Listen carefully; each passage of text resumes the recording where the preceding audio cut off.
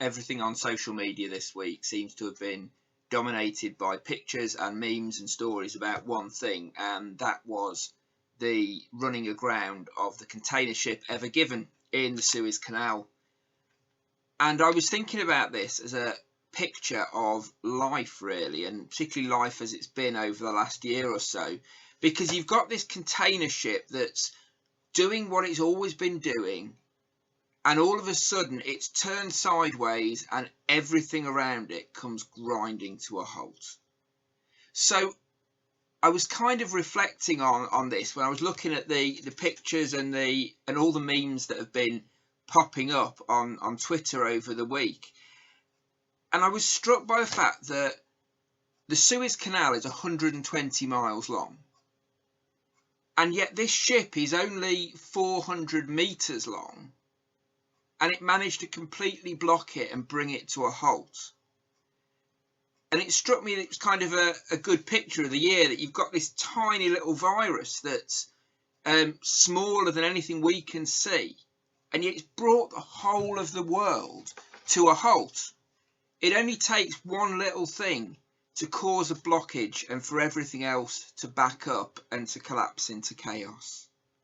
It really is a metaphor for life. It's not always the big things that causes chaos, but seemingly something very normal, very ordinary. There's 50 odd ships a day go up through the Suez Canal.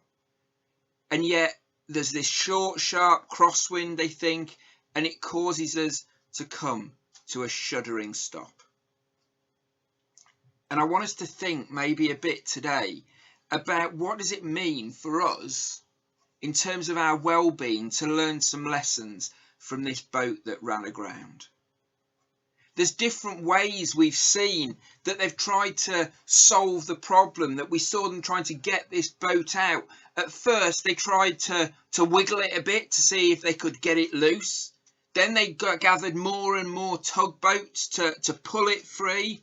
Then there was that picture of the digger removing the mud and the silt from around the boat, and then they started to think about removing containers to lighten the load.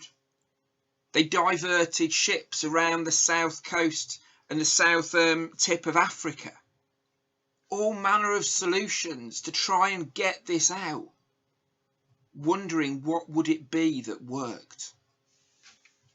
And for me, I was kind of just reflecting on this, and it all sort of mulling over in my head as it does when you're sitting looking at social media. And I was thinking, we've all had a year where we have in effect run aground. Our life was going full pace. We were cracking on up the canal, and all of a sudden we stop.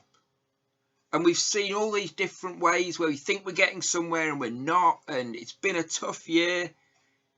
But actually, I'm wondering, what is it that's going to work as we get back to life, as we go back to living the way, not exactly the same as it was, but a more normal pattern, a pattern where we can engage and see other people, where we can go out. I made the most last night of the first light evening, getting out for a walk.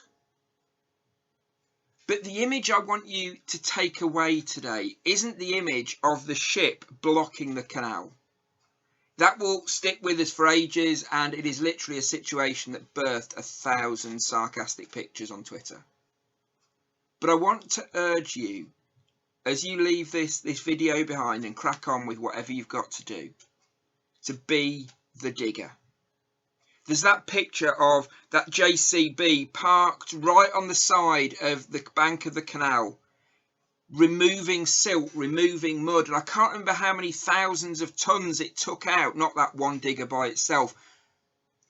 But there are ways that we can do little things, both for ourselves and for others, to try to get us moving again. There are ways we can do little things to include, to make people feel valued.